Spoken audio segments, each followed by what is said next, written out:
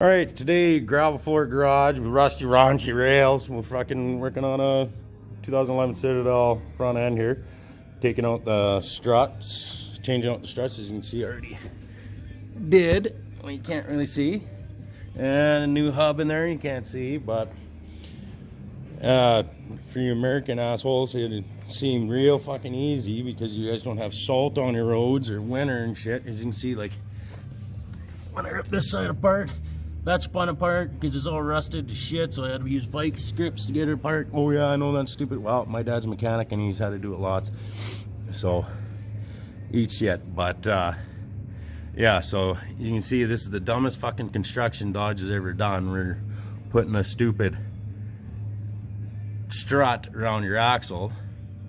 Yeah, brilliant. So in order to get that out, you know, and go ahead and try and take an ABS sensor out on a 9-year-old Canadian vehicle that's never been worked on, you ain't doing it, not without wrecking it. So I think I might undo that clip back here. But in order to do this, obviously you got to undo your spindle, undo your tie rod, undo your sway bar link, take your caliper off. Doing brakes on it too later anyways. So, and that's a dumb system too, the stupid pin system. What's wrong with the bolts pin system instead of just straight pins and then a fucking clip? Like, that's stupid. Anyways, these things are awesome as hell to drive, but this is a huge pain in the ass. Right now I'm looking at having to take the axle out because on the other side, on the passenger side, I'll tell you, if you get it to this point, I just got one bolt nut holding the top of the strut. You can push down on your spindle hard enough with your gut, and then moves everything over here, and then you can slide it out. But we'll see if I have to take the axle out. So yeah, instead of taking off the bottom because the axle only bends a little bit, I had to take it right out. It wasn't too bad, and I didn't fuck the axle, which is good. Just had to have a crowbar up there, and then with my wife pushing on it up here, and then I climbed under there with a pin bar and give her a couple. And she came out nice. That's a first axle I ever done on a Dodge that actually came out pretty nice. So now, new struts in, finger tighted the bolts up there, put the axle back in, and then I'll show you how to do the goddamn hub, because it's a nightmare too. But yeah, you know, oh, and if you're looking for parts or whatever, and you're Canadian or American, it doesn't matter. And I'm not bad-mouthing Americans by any means, but it's just our vehicles are shit underneath, especially in the winter here. But fuck, Napa's pretty cheap, but like, I bought 2 of these struts for cheaper than 1 strut from Napa off Rock Auto. The hubs were dirt cheap, brakes dirt cheap, and yeah, if it wasn't for Trudeau being an idiot with Trump and whatnot, we wouldn't pay so much in shipping. But now we pay a bunch more in shipping, but it still works out a ton cheaper. So for the struts, all around brakes and hubs, I think altogether like $700. No, yeah. You all right there, Pino? Little helper, hey? But yeah, so and that way I didn't have to take out the ABS line or nothing like that. It was real easy actually after taking that out, that axle out. So on the other side, if you can get the axle out, sure, but you don't have to. On this side, you have to take the axle out for sure, because the axle, that CV back there, actually doesn't have enough bend. Even if you took the lower out, it wouldn't work. So if you're lucky like I was this time, the axle comes out without wrecking it. But still, you know, all-wheel drive vehicle, you don't want to risk wrecking an axle. The only bad thing is about getting your parts from Rock Auto is you got to wait for them. So anyways, I'll get this kind of flange back up and I'll show you what I do with the hub. So you can try, a lot of the guys on the internet say use the old bolts or whatever and put them in the back here and go to Pound Town. But if your hubs don't come with new bolts, don't do that. And this doesn't always work either. It's like I used chunk of rebar this time and some older bolts. off my half ton or whatever, and then tried pounding on it and it didn't move. Then you can try heating it up and all that crap, or you can cut out, you know, you got to cut them. See, like that's regular length. That's what I just cut them out, so you can knock them out. It's hard to do. One, and I'm holding the fucking phone. There we go. See, and then I'll put one against here, like I'll put a bolt and a nut and a spacer in here, bolt and a nut and a spacer against that part, and then the bottom part. So I'll just spin that like so. You can kind of see it.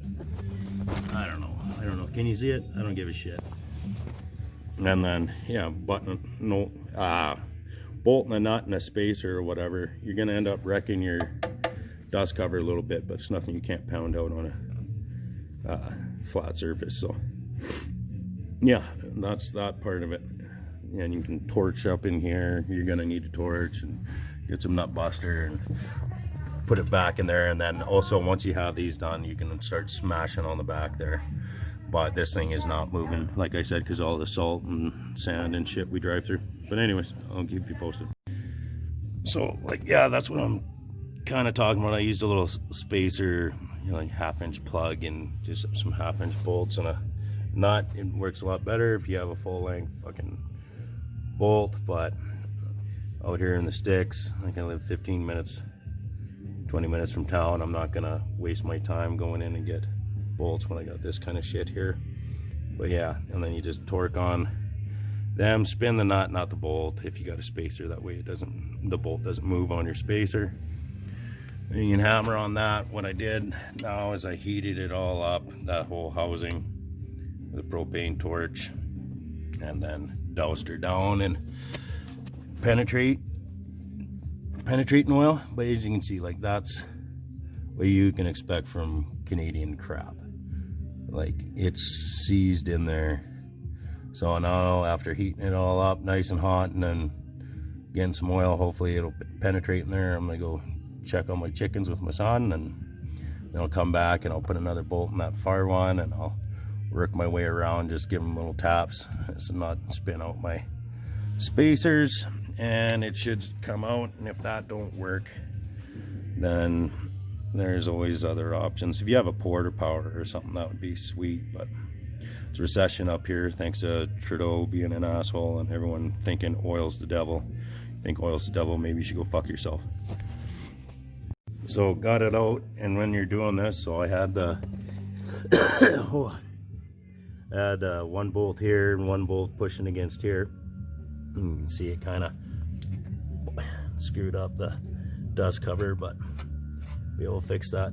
And look how greasy and gross that is. If you get like, you'll get maybe a little mill. This took me a couple hours, like, don't get me wrong, like, I mean, patience is best. Just let the penetrating oil do the work, and just keep spraying it in there, spraying it back there.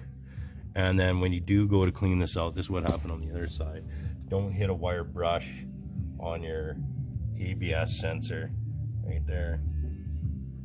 You can see it. Yeah, there we go. Yeah, because chances are, if you're Canadian, you're not getting that out in one piece, and then they're about 70 bucks to replace. But yeah, fuck yeah, now it's time to put her back together. I show you how to do brakes, but if you are watching videos on how to do brakes on the internet, you have no business holding a fucking wrench in your hand. Maybe just go play with your Winky. Anyways, now that you're done playing with your Winky, I know this is weird having cut in and out, but just using a cell phone here, you know, it's low budget, low brow. But clean your splines, don't fucking grease them. You end up really pissed off at yourself. You end up greasing those. Make sure you put your little washer / gasket back on, and put this in, and the flat piece goes to the bottom. New hub's over there. I'll show you after I got everything bolted back up. So put the hub in. I'll slide this bastard in after I clean it up real nice. And then I still haven't done the bottom bolt on that strut. And then I'll put a jack under here, and I'll get the sway bar link first, and then tie rod next, and then I'll jack her right up and do the spindle. Actually, before the tie rod end or that, I'll do the spindle, and then I'll do those two, depending on height-wise and how they line up. And yeah, then I can start putting shit back together. I'll show you in the next video. But yeah, these bolts here to your hub, you should torque at 125 foot-pounds, I do believe.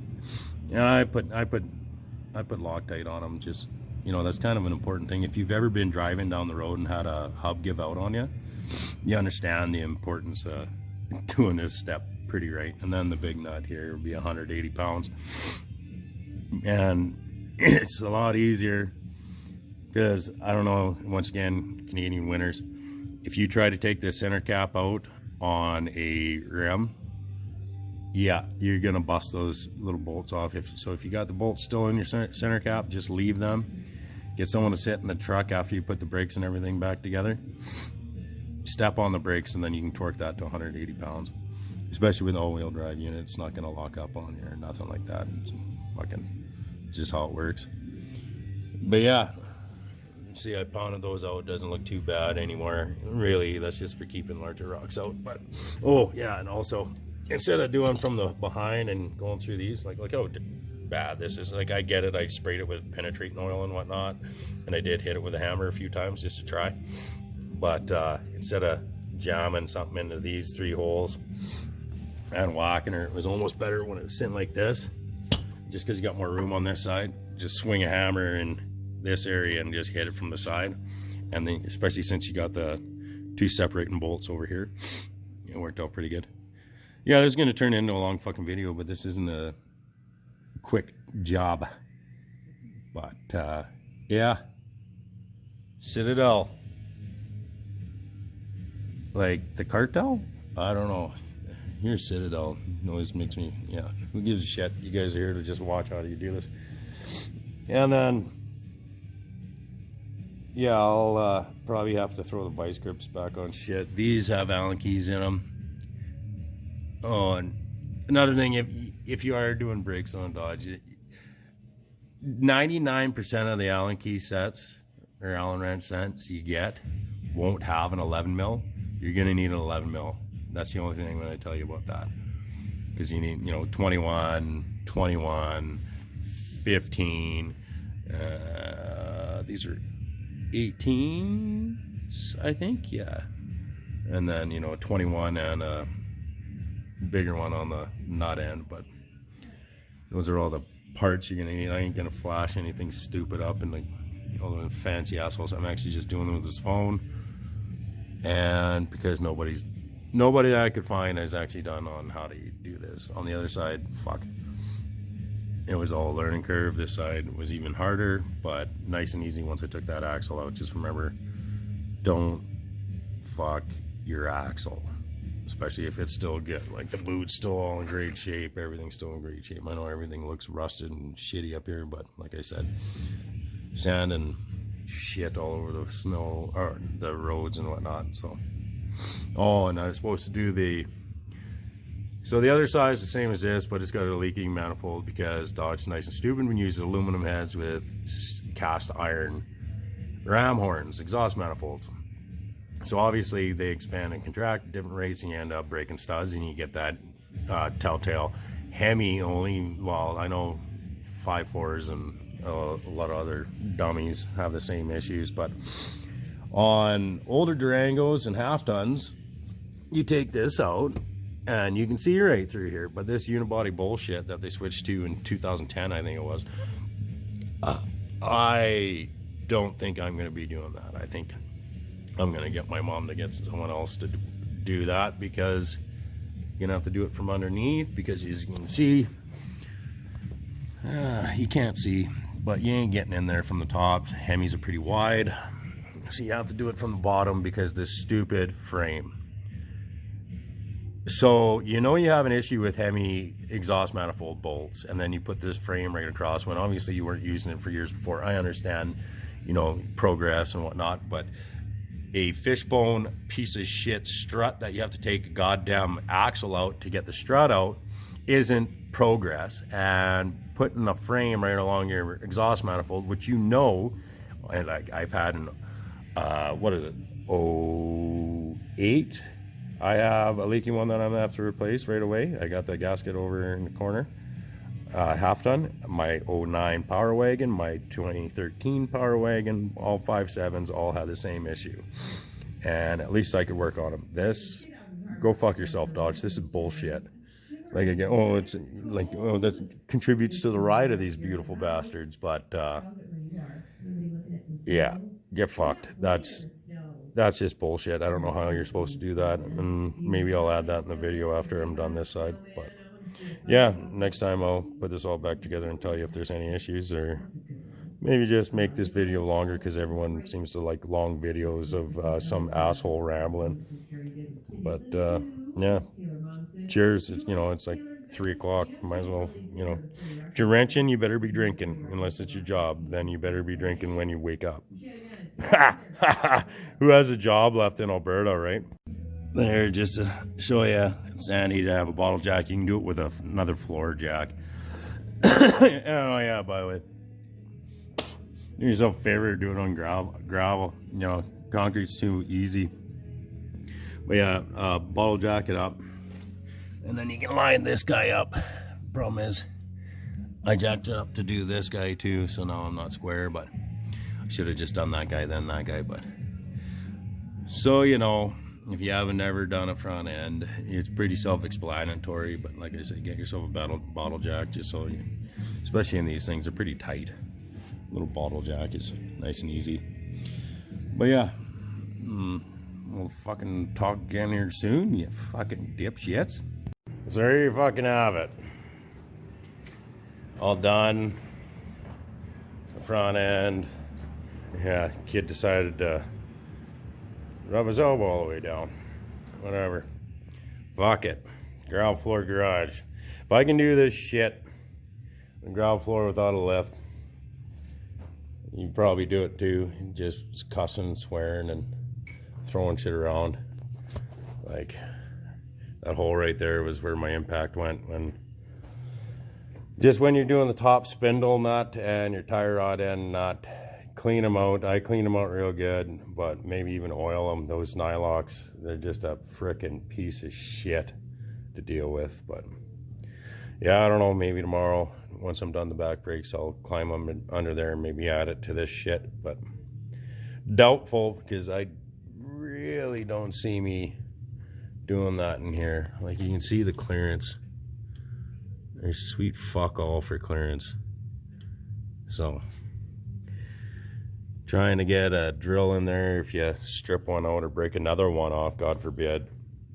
Now I don't know what's easier on this thing, either pull the body up or what to get at that, but, or pull the motor, one or the other. I don't know if you can, should be, yeah, you'd be able to pull the motor out the top of these things, but it just looks so frickin' cramped in there.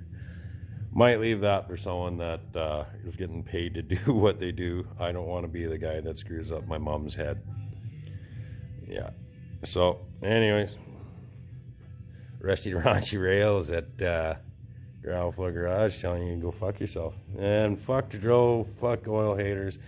And you know what? If you're wearing a hat or anything neoprene or anything fucking made from oil, you like plastic Ziploc bags, you drive your car, eat shit, and Trump 2020.